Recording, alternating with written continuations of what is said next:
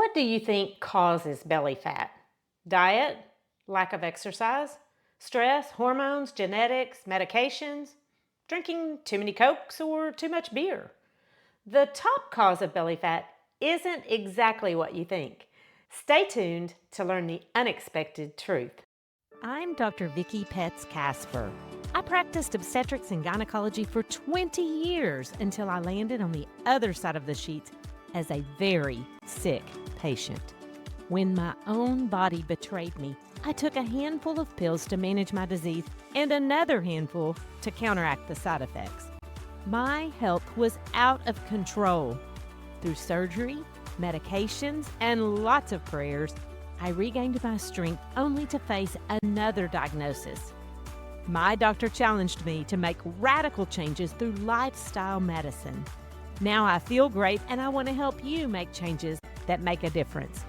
Healthy Looks Great on You podcast takes you to many medical schools so you can learn the power of lifestyle medicine.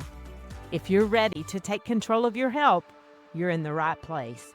Whether you're focused on prevention or you're trying to manage a condition, I'll give you practical steps to start your own journey toward better health, because healthy looks great on you. This is episode 173. What causes belly fat? Unexpected truth.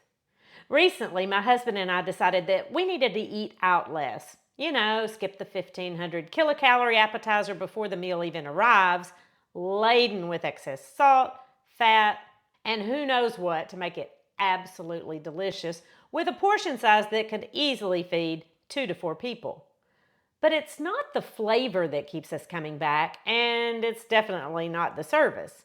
Yet, here we sit, perusing the menu and mindlessly stuffing my face with chips while I wait. No wonder my pants are getting tight. Sun Tzu, a Chinese military philosopher, said, "Know the enemy and know yourself. In 100 battles, you will never be in peril." So let's recap the enemy first. Excess belly fat doubles your risk of premature death. Whew, I'd say that is a perilous threat. We are talking about cardiovascular disease, certain types of cancer, fatty liver, sleep apnea, high blood pressure, stroke, high cholesterol, type 2 diabetes, pulmonary disease, digestive issues, as well as obesity.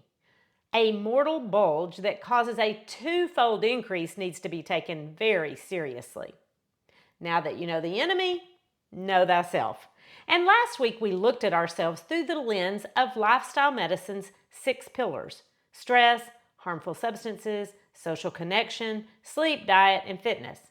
If you're like me, midlife, juggling a lot, craving sugar, and watching your belly grow no matter what you eat, this is for you. So what if I told you that the solution isn't another diet, but instead a $50 pantry plan that costs you nothing? I created a free guide with 10 simple items you can stock in the pantry, 10 in the freezer, and 10 support staff so that you can make a healthy meal in minutes. And it's not about restriction, it's about rescue, your time, money, and metabolism. So grab the guide at www.healthylooksgreatonyou.com/pantry guide. But the top cause of belly fat may surprise you still. Let's start with something we agree upon. Ultra-processed foods are killing our bodies and our brains. But processed foods aren't actually the underlying problem. Nope, they are the misapplied treatment for the real problems. You see, the problem isn't necessarily on the outside and not really on the inside either. You don't have too much adipose tissue around your middle because you have too little willpower inside your soul. Though you will need a longer tape measure if you consume calories exceeding your energy needs, that's just not the root of the problem. You have to eat to live. And usually when someone is trying to break the cycle of cravings, they need about 2 weeks of abstinence.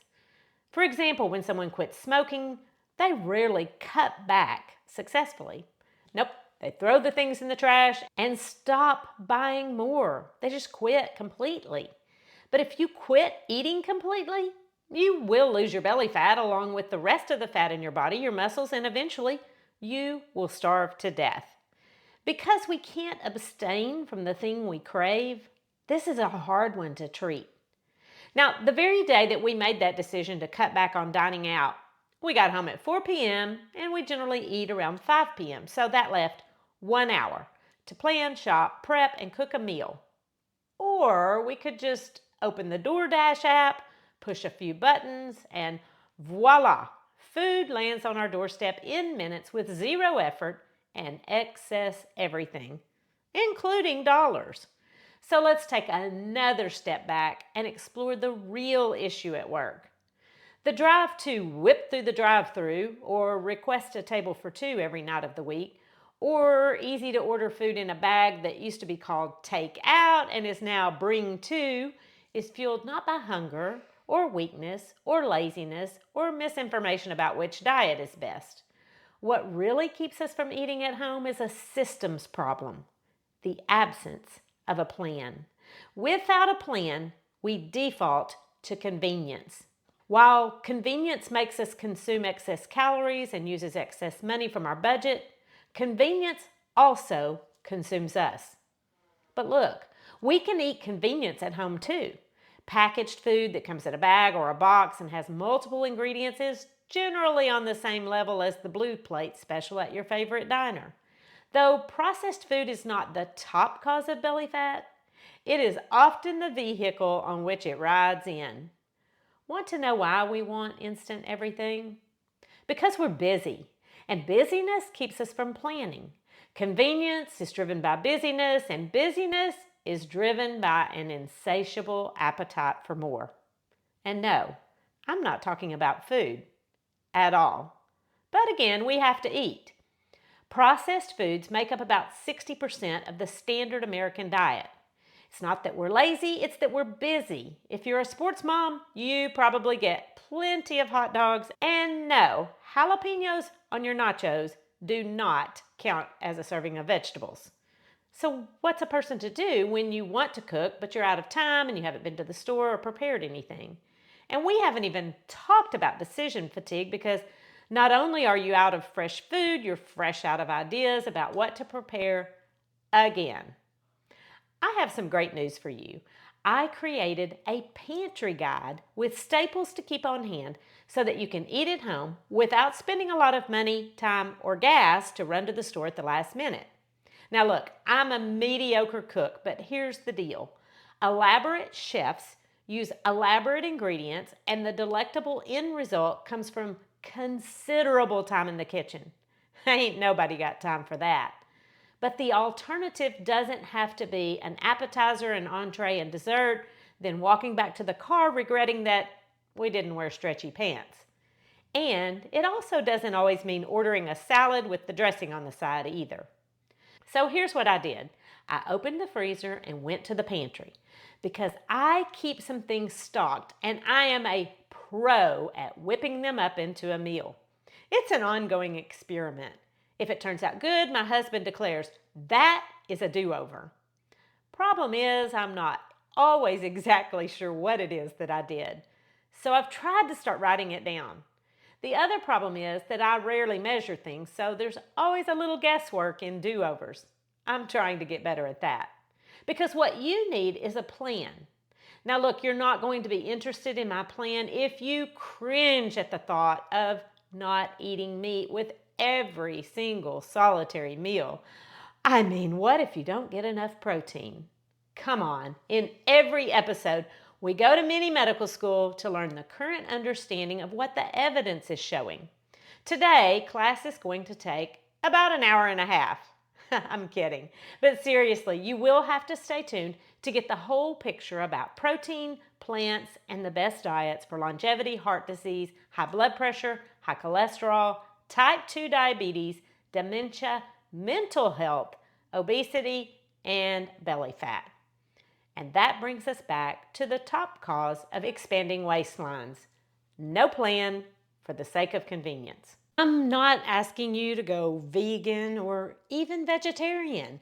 I'm asking you to rethink what you keep in your pantry. A plant-forward approach can help you outsmart your cravings, stabilize hormones, and fight belly fat without fancy recipes or going hungry. Remember, I'm the one with no willpower when it comes to hunger. Here's one of the best parts of eating more plant-based, especially when you're building meals from the pantry staples I share in this guide. You don't have to obsess over portion sizes or fear snacking. When you're eating real, whole, nutrient-dense foods, think beans, grains, vegetables, seeds, your body gets full on fiber, not fluff. These foods are naturally lower in calories, but high in the nutrients your body craves. So instead of fighting hunger or counting every bite or grams of carbs or grams of fat, you'll feel satisfied and energized. And that is freedom. And let's be honest, aren't we all tired of diets that leave us hungry? So if you're tired of the 5 p.m. dinner panic, or worse, the regret that comes after another night of takeout, grab my free pantry guide. It's filled with simple plant-powered staples that make it easy to throw together a meal in just a few minutes. No fancy ingredients, no stress, just real food that helps you feel better, think clearer, and yes, trim that stubborn belly fat over time. Remember, when you fuel your body with nutrient-dense foods, you nourish yourself, and that shows up in your energy, your mindset, and how you show up for the people you love. So head to www.healthylooksgreatonyou.com/pantry guide and get the free guide so we can take the guesswork out of dinner together. And tell me, what's one thing in your pantry that's helped you ditch takeout? Send me a message or leave me a review. If you routinely show up to dinner with no plan, then no problem, because I've got you covered. Because what if the real convenience is opening your pantry and whipping up something healthy in a short period of time? Now that's healthy for your body, mind, and family. And healthy looks great on you. The information contained in this podcast is for educational purposes only and is not considered to be a substitute for medical advice. You should continue to follow up with your physician or healthcare provider and take medication as prescribed. Though the information in this podcast is evidence-based, new research may develop and recommendations may change.